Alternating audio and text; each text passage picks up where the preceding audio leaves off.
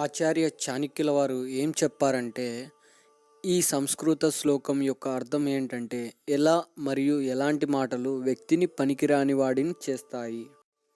ఆచార్యుల వారు ఏం చెప్పారంటే, ఎవరైతే ఆలోచించకుండా డబ్బు ఖర్చు చేస్తారో వాళ్ళు తొందరగా పనికిరాని వారైపోతారు. మరియు అవసరం లేని దానికి ఎలాంటి ఖర్చు చేయకూడదు.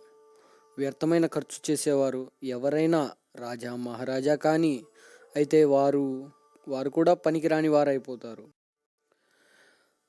ఏ పిల్లల తల్లిదండ్రులు చిన్న వయసులోనే చనిపోతారో, ఏ పిల్లలైతే అనాథలైపోతారో వారి భవిష్యత్తు చీకటి పాలైపోతుంది.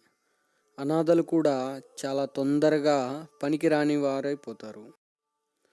ఏ ప్రజలైతే ఏ కారణం లేకుండా ఎవరితోనైనా గొడవ పడుతుంటారో వారి జీవితం అవమాన పాలైపోతుంది. గొడవ పడే వారిని ఎవ్వరూ ఇష్టపడరు. ఇలాంటి వారితో ఎవరైనా ఎలాంటి ప్రకారమైన వ్యవహారాలు కూడా పెట్టుకోరు. అంటే ప్రజలు కూడా పనికిరాని వారైపోతారు. అన్నిటికంటే చెడ్డ దుస్థితి ఏ పురుషులకి ఉంటుంది.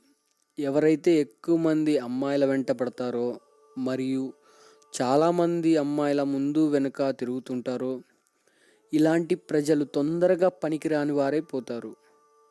అయితే ఇదే విధంగా ఎవరైనా స్త్రీ ఏ పరపురుషునితోనైనా అక్రమ సంబంధం పెట్టుకుంటే వారు కూడా చెడిపోతారు. ఇంకా ఎక్కువ చాణక్య నీతి గురించి తెలుసుకోవడానికి ఛానల్ని సబ్స్క్రైబ్ చేయండి.